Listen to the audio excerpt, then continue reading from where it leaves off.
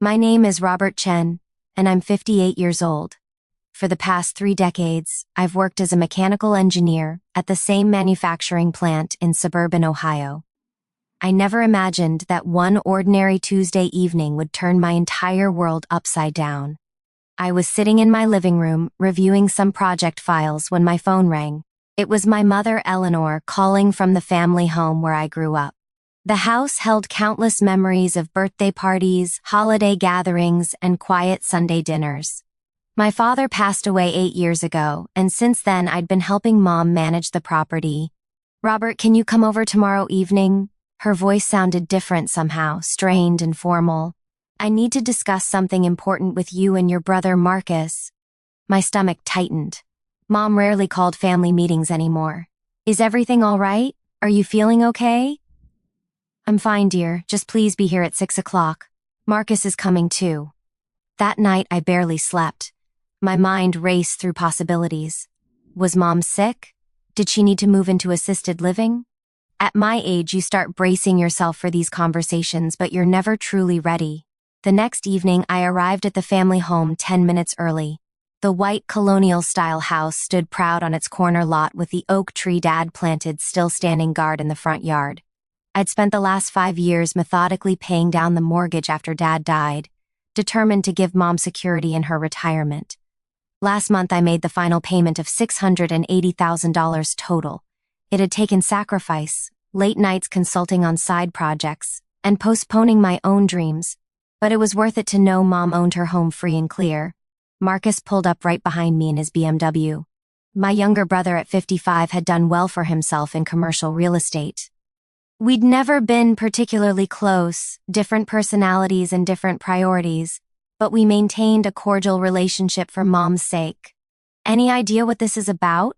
Marcus asked as we walked up the front steps together. "None? You?"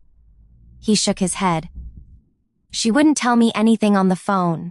Mom answered the door wearing her Sunday dress, which seemed odd for a Wednesday. Her silver hair was styled and she'd put on makeup. She looked nervous. "Come in, boys. Thank you for coming." She led us to the dining room where she'd set out coffee and her famous apple cake. Another bad sign. Mom only made that cake for special occasions or difficult conversations. We sat down and she poured coffee with shaking hands. I reached out to steady the pot. "Mom, what's going on? You're scaring us." She took a deep breath and folded her hands on the table. "I need to tell you both something, and I need you to hear me out completely before you react." Marcus and I exchanged worried glances. "Robert, I know you paid off the mortgage on this house. You've been incredibly generous, sacrificing your own financial security to give me peace of mind. I cannot tell you how much that has meant to me." Her eyes were already glistening with tears. "Mom, you don't have to thank me. I wanted to do it." She held up her hand. "Please let me finish. Your father and I bought this house 42 years ago when you boys were small. We raised you here, built our lives here. This house represents everything we worked for as a family." I felt a cold dread settling in my chest. "I've decided to gift this house to Marcus and Jennifer as a graduation present for completing his real estate certification program." The words hung in the air like smoke after an explosion. I couldn't process what I'd just heard. My vision narrowed and my hands gripped the edge of the table. "What?" The word came out as barely a whisper. Marcus looked as shocked as I felt. "Mom, I don't understand. Robert paid off the mortgage. I know, sweetheart. And I'm so grateful to him, but your father and I always planned to leave the house to both of you eventually. Marcus has been working so hard on building his career, and I want to support that.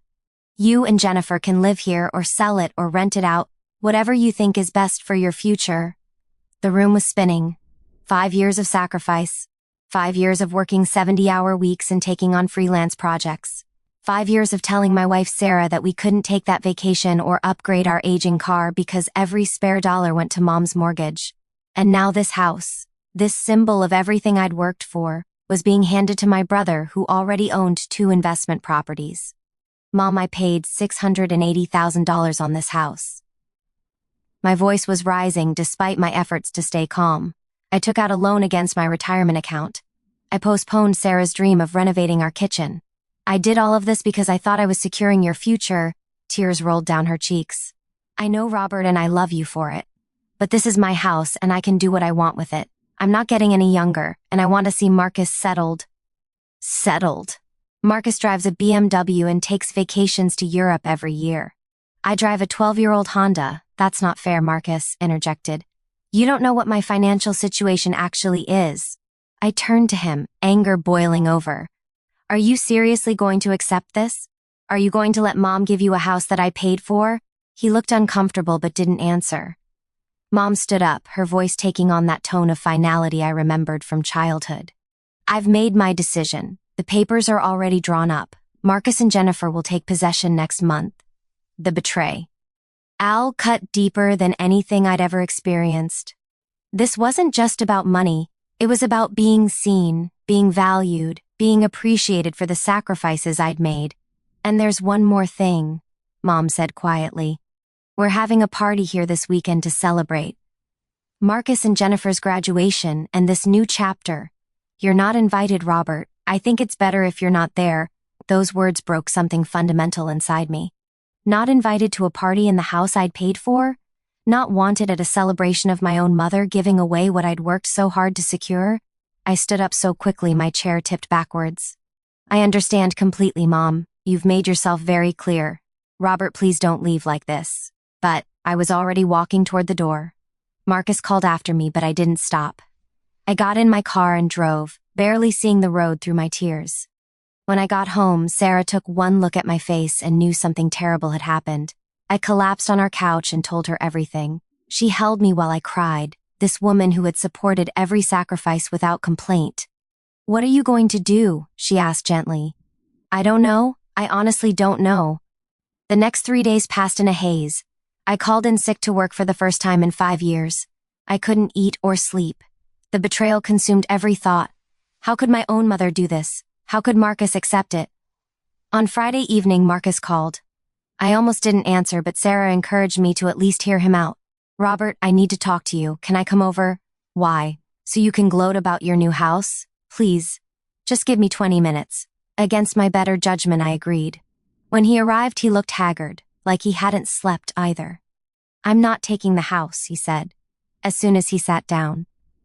I stared at him. What? I told Mom yesterday that I can't accept it. It's not right. You paid for that house. Your sacrifice, your money, your years of work. I didn't contribute anything. She said the papers are already drawn up. I don't care. I won't sign them. He leaned forward, his expression earnest. Robert, I know we haven't always been close. I know I've been envious of how much Mom relied on you after Dad died, but this is wrong and I won't be part of it. Something in my chest loosened slightly. Thank you. There's more. I went to see her this morning and we had it out. She's scared, Robert. She's terrified of being alone, and she's trying to keep control of something, anything in her life.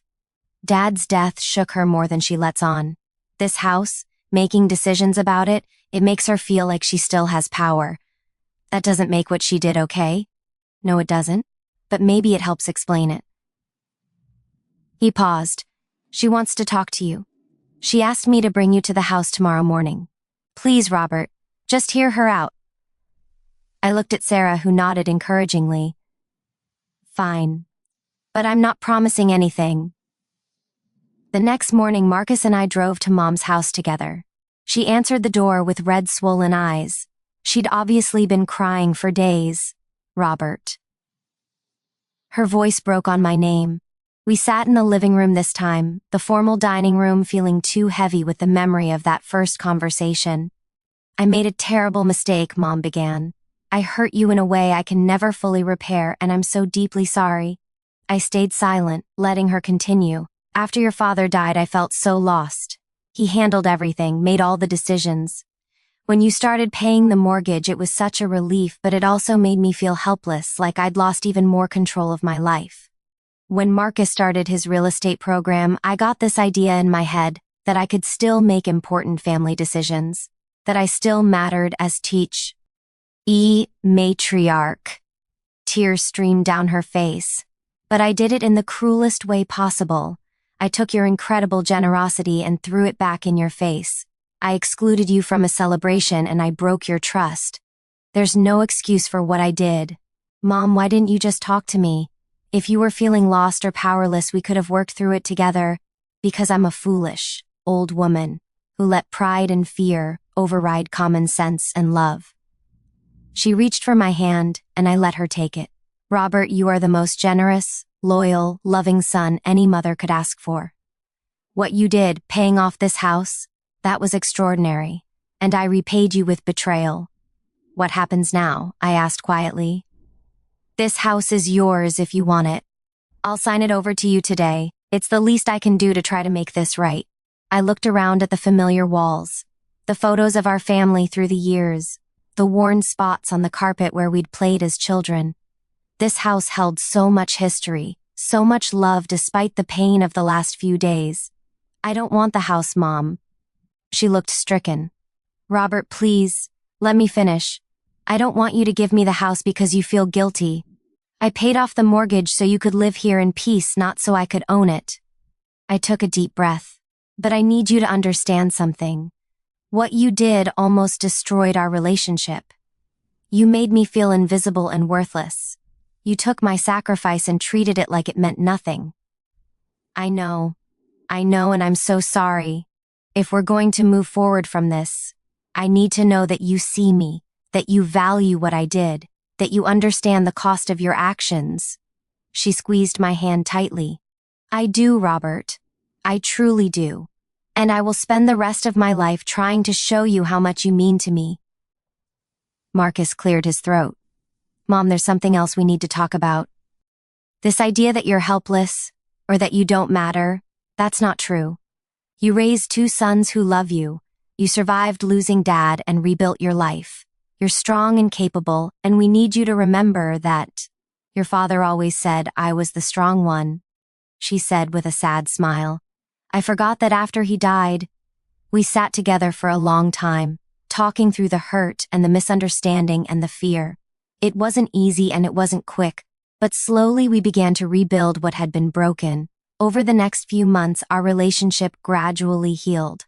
Mom started volunteering at the local library, finding purpose and community outside the family. She joined a grief support group and began processing her loss in healthier ways.